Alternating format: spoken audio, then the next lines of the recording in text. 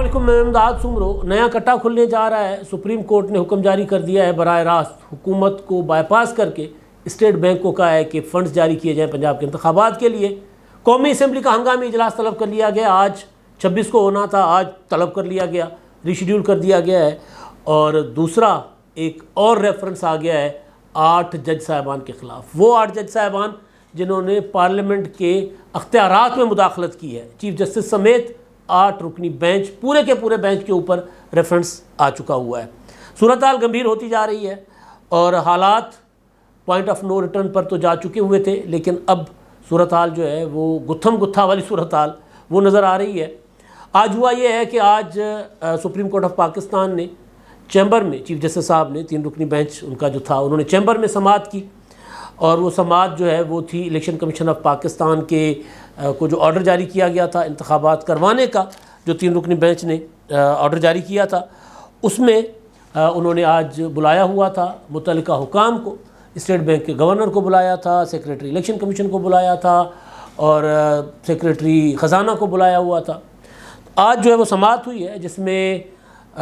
Media جو report کر رہا ہے، اب جب میں بات کر رہا ہوں تو اس وقت تک باضابطہ آرڈر جاری نہیں ہوا، لیکن جو میڈیا رپورٹ کر رہا ہے سورسز سے، جیو نیوز کی خبر میرے ہاتھ میں ہے،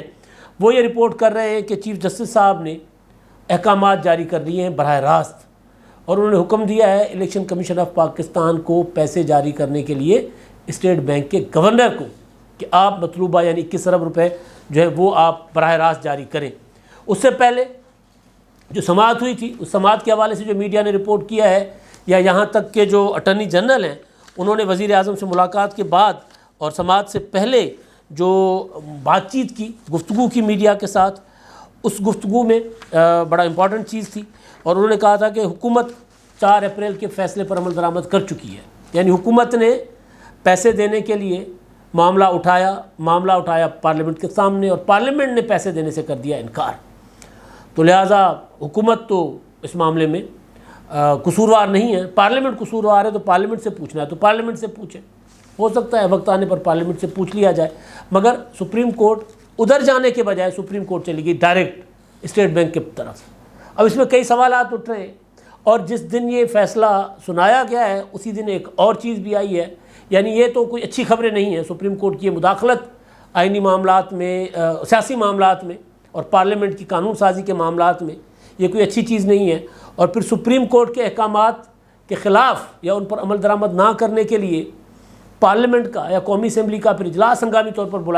بلایا جانا، ظاہر ہے یہ بھی کوئی اچھا شگون نہیں ہے۔ لیکن میں بار بار کہہ رہا ہوں کہ یہ لڑائی سپریم کورٹ نے شروع کی ہے، یہ لڑائی عمران خان صاحب کے لیے شروع کی گئی تھی۔ میں نے آج جو پہلا ویلاگ تھا اس میں بھی میں نے یہ گزارش کی تھی کہ اب عمران خان کدھر نظر آ رہے ہیں؟ عمران خان عدالتوں میں صرف اور صرف حفاظتی ضمانتیں لیتے ہوئے نظر آ رہے ہیں۔ آج بھی کوئی رمنا تھانے کے مقدمے میں عمران خان صاحب لاہور ہائی کورٹ میں پیش ہوئے تھے حفاظتی ضمانت کے لیے، اور عدالت میں گئے، اور اس وقت تک نماز جمعہ کا وقت ہو چکا تھا، تو جج صاحب اٹھ گئے اور عمران خان صاحب کو 2 گھنٹے انتہائی شدید ترین سیکورٹی خدشات کے باوجود 2 گھنٹے ان کو بیٹھنا پڑا عدالت میں۔ تو ان دنوں عمران خان صاحب تو آپ کو اس طرح کی خبروں میں نظر آئیں گے، زیادہ سے زیادہ ایک ولاگ کر لیں گے، یا زیادہ سے زیادہ کسی عدالت سے ضمانت لے لی، پھر یا یہ خبر آئے گی کہ عمران خان کے فرنٹ مین جو ہیں انہوں نے انکشافات کیے ہیں، اس طرح کی چیزیں۔ وہ کوئی خاور گھمن کہہ رہا ہوں میں، افتخار رسول گھمن، ان کے متعلق خبر ہے، وہ بھی میں اگلے ولاگ میں۔ تو ایک طرف یہ خبریں ہیں جو اچھی نہیں ہیں، تو ایک طرف جو خبر جو اچھی نہیں ہے، ویسے تو اچھی نہیں ہے، لیکن ہم جس طرح کے حالات میں ہیں، اس طرح کے حالات میں اگر آئی ایم ایف کے قرضے ملنے کے امکانات ہوں، اور آئی ایم ایف کی جو سربراہ ہیں وہ یہ کہیں کہ یہ پاکستان ڈیفالٹ نہیں ہونے جا رہا، پاکستان ڈیفالٹ سے بہت دور ہے، اور اس کے بعد پھر دبئی سے خبر آ جائے کہ جناب دبئی نے اپنا متحدہ امارات نے پاکستان کو $1 ارب جو ہے وہ گارنٹی کے طور پر آئی ایم ایف کے لیے انہوں نے دینے کی منظوری دے دی، اور پھر خبر آ جائے کہ جناب $30 کروڑ ہمیں چین نے ایک اور بھیج دیے ہوئے ہیں، تو اور آئی ایم ایف کی شرائط جو ہیں وہ پوری ہو رہی ہیں، تو ایک مقروض قوم کے لیے، ڈیفالٹ کی طرف جانے والے ملک کے لیے اچھی خبر ہے۔ لیکن اس اچھی خبر کے دوران یہ خبر آ جانا، ظاہر ہے یہ والی خبر جو ہے سپریم کورٹ کا جو فیصلے ہیں یہ پاکستان میں سیاسی عدم استحکام کی وجہ بنتے جا رہے ہیں۔ سیاسی عدم استحکام 63A کے فیصلے سے پاکستان میں سنگین ہوا تھا پہلے بھی، لیکن سنگین ہوا، وہ جو ریاست ہل نہیں پا رہی، سارے کے سارے جو مفلوج ہوا ہے نظام، تو وہ ظاہر ہے 63A کے فیصلے کی تشریح کے بعد ہوا، جب مطلب آئین ری رائٹ کیا گیا، آئین کو دوبارہ لکھا گیا۔ یہاں ہم رونا رو رہے ہیں کہ کیا سپریم کورٹ آف پاکستان جو ہے وہ چیف جسٹس کے اختیارات کے متعلق پارلیمنٹ کی گئی قانون سازی میں مداخلت کر سکتے ہیں، ہم یہ رونا رو رہے ہیں۔ لیکن ہم یہ بھول جاتے ہیں کہ کچھ مہینے پہلے مئی میں چیف جسٹس آف پاکستان نے اپنا گزشتہ برس چیف جسٹس آف پاکستان نے آئین ری رائٹ کیا تھا اپنے ہم خیال جج صاحبان کے ساتھ بیٹھ کر، اور تحریک عدم اعتماد کا جو آئینی شق تھی ان کو ایک فیصلے کے ذریعے غیر فعال بنا دیا کہ منحرف رکن کا ووٹ کاؤنٹ نہیں ہو سکتا، فیصلہ غیر فعال ہو گیا۔ اس کی پھر دو الگ الگ تشریحات، وہ جو تشریح کی تھی 63A کی، اس کی پہلے تشریح یہ تھی کہ جناب جو ووٹ ہے وہ امانت ہوتا ہے پارٹی ہیڈ کے، کیونکہ پارٹی ہیڈ ٹکٹ دیتا ہے۔ اور پھر جب پارٹی ہیڈ نے حمزہ شہباز کو ووٹ کرنے کو کہا پنجاب میں پرویز الہی کے مقابلے میں، تو پھر کہا گیا کہ نہیں، وہ جو پارلیمانی لیڈر ہے وہ فیصلہ کرتا ہے، پارٹی ہیڈ کون ہوتا ہے۔ تو پھر اس فیصلے میں بھی ترمیم کر کے کہا گیا کہ جناب ہم سے پہلے والے فیصلے میں غلطی ہو گئی تھی، تو اس فیصلے سے بحران ہوا سنگین۔ اب جب IMF کی طرف سے پاکستان کو خوشخبری مل رہی ہے کہ پیسے آنے والے ہیں، تو یہ فیصلہ آ گیا کہ انتخابات تو ہر صورت ہوں گے، اور انتخابات ہوں گے، اور فیصلہ یہ آیا کہ اب گورنر اسٹیٹ بینک براہ راست پیسے جاری کرے گا۔ سوال یہ ہے کہ کیا گورنر اسٹیٹ بینک براہ راست پیسے جاری کر سکتا ہے؟ لیکن سپریم کورٹ ہے، کچھ بھی کر سکتی ہے۔ مطلب ماضی میں سپریم کورٹ عالمی معاہدے جو پاکستان کے تھے، ریکوڈک تھا، کارکے تھا، دوسری جس طرح کے معاہدے تھے، ان میں مداخلت کر کے اور پاکستان کو جکڑ دیا تھا۔ وہ نہیں ہوتی ٹرین میں چل رہے ہوں تو اور اپنا بندہ جا رہا اور وہ زنجیر کھینچ دی جاتی ہے، سفر روک دیا جاتا ہے، سفر روک دیا۔ یہ تو اور جو صدر مملکت کے خلاف چٹھی لکھنے کی جو ضد تھی افتخار چودھری کی، اس میں ایک وزیر اعظم نکل گئے۔ وزیر اعظم صاحب فرماتے تھے کہ جناب مجھے آئین اجازت نہیں دیتا، آئین صدر مملکت کو استثناء دیتا ہے، جب تک وہ کرسی پر ہے تب تک ہم ان کے خلاف مقدمات نہیں چلا سکتے، نہیں کھول سکتے۔ جب ہم پاکستان کے اندر مقدمات نہیں چلا سکتے، عدالتوں میں کے اندر جو ان کے زرداری صاحب کے مقدمات تھے وہ سارے کے سارے فریز ہو چکے ہوئے تھے، بند کر دیے گئے تھے کہ صدر کو استثناء حاصل ہے، تو پھر ہم باہر کیسے چٹھی لکھ سکتے ہیں؟ اس بنیاد پر ایک وزیر اعظم کھا گئی عدلیہ۔ اب اسی طرح کا ایک فیصلہ کہ جی الیکشن کمیشن کو اسٹیٹ بینک براہ راست پیسے جاری کرے۔ اب پتہ نہیں اس پر عمل ہوتا ہے نہیں ہوتا، کیا ہوتا ہے، لیکن یہ فیصلہ اس لیے کیا گیا ہے کہ پارلیمنٹ نے یا سیاستدانوں نے بڑی چالاکی کے ساتھ، بہت چالاکی کے ساتھ معاملہ حکومتی فیصلے کے بجائے پارلیمنٹ کے فیصلے کے اوپر چھوڑ دیا کہ یہ پارلیمنٹ فیصلہ کرے گی کہ ہم نے فنڈ جاری کرنے کے نہیں کرنے۔ کل ہی پارلیمنٹ نے فیصلہ کر دیا کہ ہم فنڈ نہیں دے رہے، بل منظور نہیں کیا۔ اب آج سپریم کورٹ نے آرڈر جاری کر دیا اور آج قومی اسمبلی کا اجلاس ہوگا۔ ایک اجلاس ابھی ہو رہا ہے، وہ ان کیمرہ سیشن ہے قومی سلامتی کے اوپر، آرمی چیف، DGI اور دیگر حکام وہاں پر بریفنگ دیں گے، سوال و جواب ہوں گے، اور جو آپریشنس ہو رہے ہیں، جو ہونے والے آپریشنس ہیں، ان سب پر۔ کل جو سپریم کورٹ نے 8 رکنی بینچ نے وہ جو اپنا چیف جسٹس کے متعلق قانون سازی کے اوپر عمل درآمد روک دیا تھا، اس پر رات آصف زرداری صاحب بلاول بھٹو اور شہباز شریف وزیر اعظم سے ملے ہیں۔ اب ظاہر ہے وہ سیاستدان اپنا کوئی نیا حساب کتاب بنائیں گے، کوئی نیا جگاڑ لگائیں گے۔ اب کیا یہ فیصلہ قابل عمل ہے؟ اس پر عمل ہو سکتا ہے؟ اسٹیٹ بینک براہ راست پیسے جاری کر سکتا ہے یا نہیں کر سکتا؟ سوال یہ ہے، کیونکہ کوئی بھی اخراجات، یہ جو منی بل ہوتا ہے، فائنانس بل ہوتا ہے، اس میں ایڈوانس میں بھی پارلیمنٹ منظوریاں دیتی ہے۔ بجٹ ترقیاتی بجٹ ہوتا ہے، پھر ترقیاتی بجٹ کی ایک ایک شکوار منظوری ہوتی ہے، اتنے پیسے یہاں خرچ ہوں گے، اتنے پیسے یہاں۔ ڈیفنس کا بجٹ ہوتا ہے، اس کی منظوری ہوتی ہے۔ تنخواہوں کا بجٹ ہوتا ہے، اس کی منظوری ہوتی ہے۔ وہ جو کہتے ہیں ڈیولپمنٹ اور نان ڈیولپمنٹ کے اخراجات ہوتے ہیں، اس کی منظوری ہوتی ہے۔ تو اسٹیٹ بینک بذات خود کسی سرکاری کام کے لیے یا الیکشن کے لیے، ترقیاتی فنڈ کے لیے پیسے کیسے جاری کر سکتا ہے؟ نہیں جاری کر سکتا۔ تو یہ حکم پر عمل درآمد ہوگا۔ دوسری چیز، چلیں اسٹیٹ بینک نے پیسے جاری کر دیے، الیکشن کروانے کے لیے جتنے پیسے ضروری ہیں اس سے کہیں زیادہ ضروری ہیں سیکیورٹی کے معاملات، سیکیورٹی کے امور۔ اور جس طرح کے انتخابات ہوں گے، پولرائزیشن بہت زیادہ ہے، تقسیم شدید ہے، تو انتخابات ہوں گے تو پنجاب میں جو لڑائیاں ہوں گی ان کو کون روکے گا؟ پولیس تو نہیں روک سکتی، بیچاری پولیس تو عمران خان کو گرفتار نہیں کر سکی، اور پولیس کو تو عدالت 1 منٹ سے پہلے آرڈر کر دے گی کہ جناب اس پولنگ اسٹیشن سے ہٹ جاؤ، پھر کیا کریں گے؟ کیونکہ اب مسئلہ یہ ہو گیا ہے کہ سپریم کورٹ آف پاکستان جو ہے وہ پہلے حکومت کے کام کیا کرتی تھی، پھر الیکشن کمیشن آف پاکستان کے کام میں گھس گئی، سپریم کورٹ نے شیڈول بھی جاری کر دیا خود، اس کے بعد پنجاب کے انتخابات کا اور خیبر پختونخوا کے انتخابات کی طرف دیکھ ہی نہیں رہی سپریم کورٹ، وہ ہوں نہ ہوں، وہ تو بیچارے مطلب ایسے ہی ہے نا، مطلب وہ کیا کہتے ہیں اپنا سوتیلے بچے ہیں پاکستان کے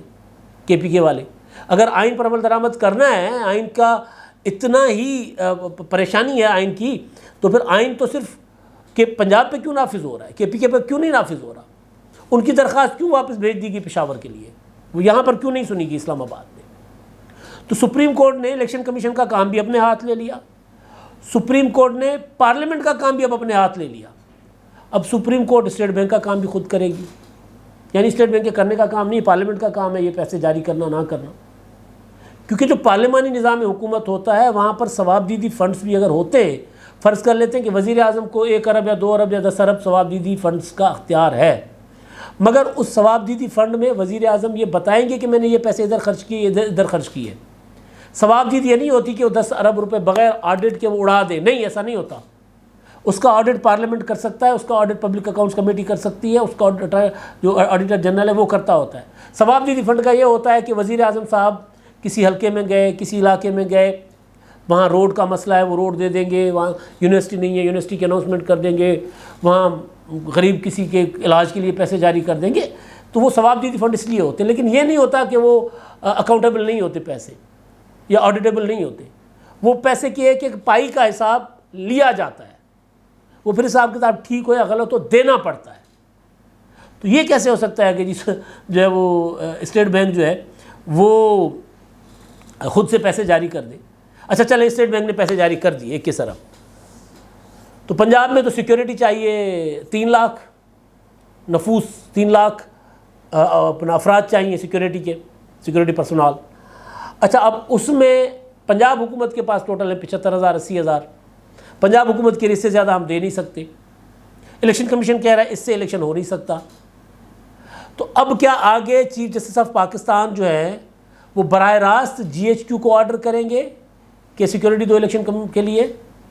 اور فرض کر لیتے ہیں کہ GHQ یہ کہہ دے کہ جناب ہمیں پارلیمنٹ نے منظوری نہیں دی، ہم نہیں دے سکتے،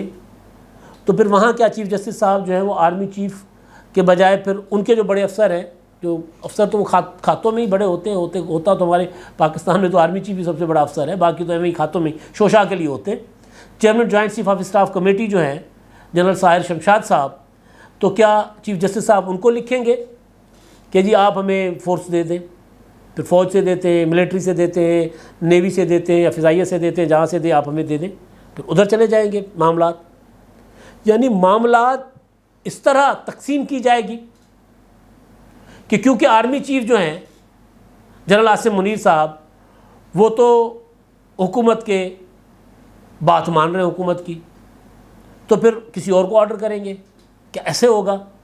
کیونکہ سیکریٹری خزانہ تو حکومت کی بات مان رہا ہے، تو براہ راست اسٹیٹ بینک کے گورنر کو آرڈر جاری کر دیا۔